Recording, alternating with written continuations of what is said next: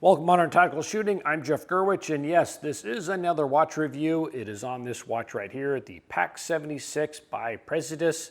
Now, Praesidus is a micro brand that specializes in really recreating military watches from the 40s, 50s, 60s, and now 70s. This is based off of 1970s British aviation watches, hence the 76 in the name, with PAC standing for Pilot Isometrical Chronograph, a very interesting watch. Now, how I got involved with Praesidus is actually I've already done one review of one of their watches, the A11 Tom Rice edition. I'll put a link down in the description. But how I got involved in Praesidus and why I agreed to do reviews of their watches, I'll talk a little bit later on about that. But let's get into a review of this watch right now. So a couple months ago, Praesidus reached out to me again and they were like, hey, look, we'd like you to do another watch review and really pick any watch off our website and we'll send it to you. Now, I didn't just pick the most expensive watch in their catalog. I actually went for a watch that I thought was pretty cool looking and a movement I never heard of, and that is the Seiko VK64 Meca-quartz. And it's a quartz watch with a mechanical movement. So it's really a hybrid. And I'll get in the difference between just a straight quartz watch and a Meca-quartz movement. There is a difference, and I thought it was pretty interesting and pretty unique, and that's what drew me to the PAC-76. Now, this watch has a 38mm case size, has a middle crystal, and I'll put all the specs right here up on the screen of this watch. But I thought it was a pretty interesting looking watch, very classic lines, and really that's what drew me to this watch in the first place. Now, I'm not just like, hey, look, a free watch, let me make a video and justify getting a watch out of it. I've actually been wearing this watch for several months now, and if you had an eagle eye, you may have noticed in my last 3 videos, the British PLCE, my Stuka clone video, and my history of CQB in Special Forces video, this is the watch I'm wearing in the studio portions. So I've had this on my wrist for a few months now, and you may have noticed in the intro, I took this on a trip to Niagara Falls, which I got a ton of footage of, and this held up just fine. I'll talk more about that trip here in a little bit.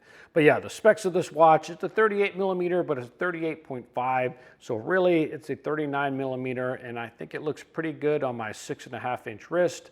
It does have a black popcorn textured dial is how they list it, and with a faux patina, if you look at the numbers right here, with E12 and 6 being enlarged, and that's in keeping with those 1970s British aviation style.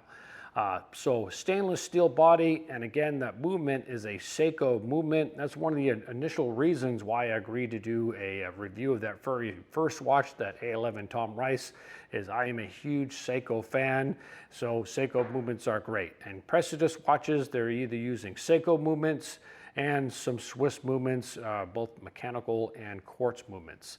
So pretty interesting. Now, these watches are assembled in the US, and because they use Swiss and Japanese movements, I can't say totally made in the USA. This watch comes with a stainless steel body. It's mostly brushed steel. If you look at the case back right here, of course, it has a Praesidus logo. And I thought really it's a very, I would say, classic looking, I would say, understated watch. Normally I like watches with a lot of wrist presence, as it's known, like dive watches, watches that really stick and pop off your wrist.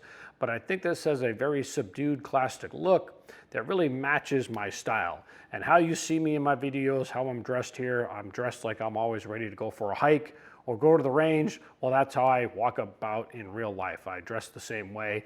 And I think this watch kind of complements how I dress. And again, that's one more reason that drew me to this watch in particular, is I would say the subdued classic style and the classic lines of this watch. So the movement of this watch, it's a Seiko VK64 Meca-quartz movement. Again, I never heard of it before. It's not new, it's just new to me.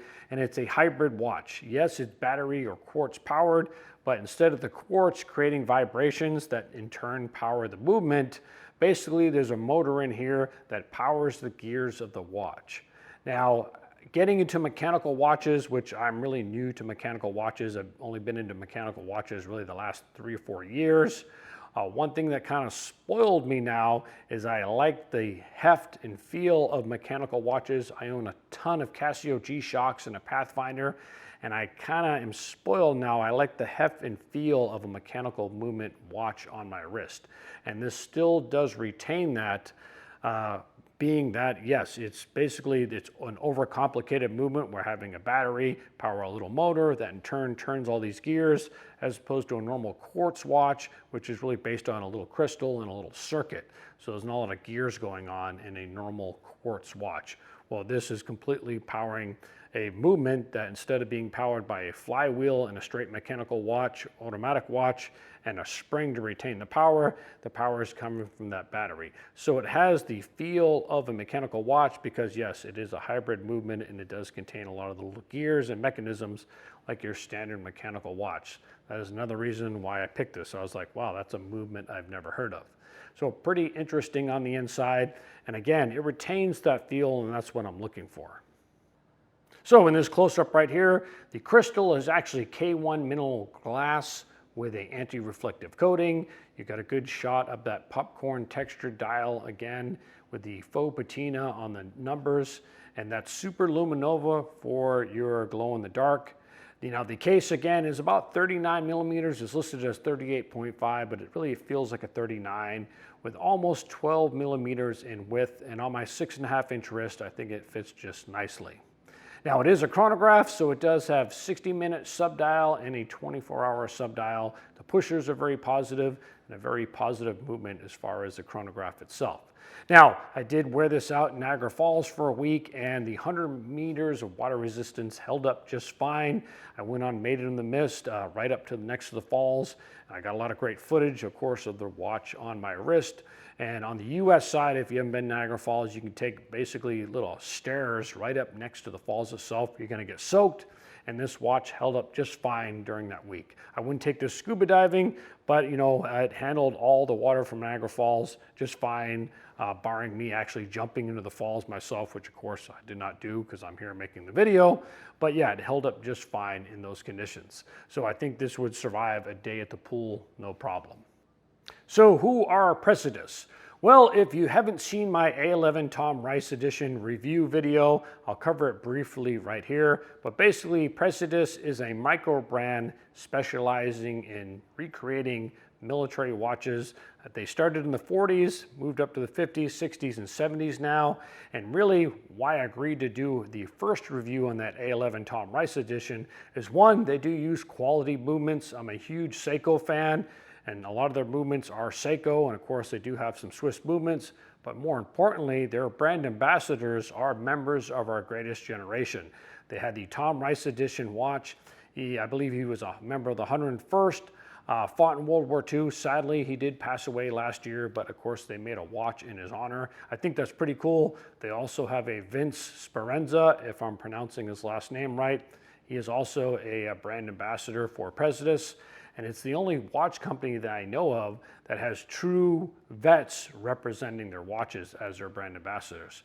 I think Praesidus is the only company doing it, really specializing in bringing these vintage military watches back to life. And I think that's pretty cool.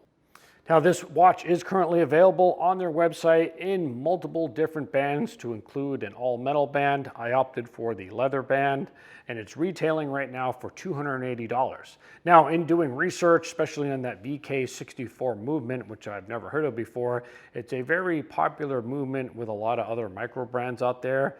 And $280, I think, is a pretty fair price for this watch, seeing how a lot of the other micro brands that are offering chronographs with the same movement are going for around $320 to about $340. And I actually saw one brand, they were charging just over $400. So I think $280 for what you're getting is a heck of a deal. So if you're interested in checking out a watch like this or one of their other offerings, again, they specialize, I would say, in recreating military watches from the 40s, 50s, 60s, and now 70s. You can find them at Praesidus.com. I'll put a link down in the description. I think they're pretty cool watches. I still have that A11 Tom Rice Edition watch. I do wear it from time to time. I just don't make a video and then yeet it into the back of the closet. Again, I think these complement at least my look. I always, again, look like like I'm going to the range or going on a hike. And I think these watches are pretty cool and definitely worth looking at. So as always, I'm Jeff Gerwich. Thanks for watching.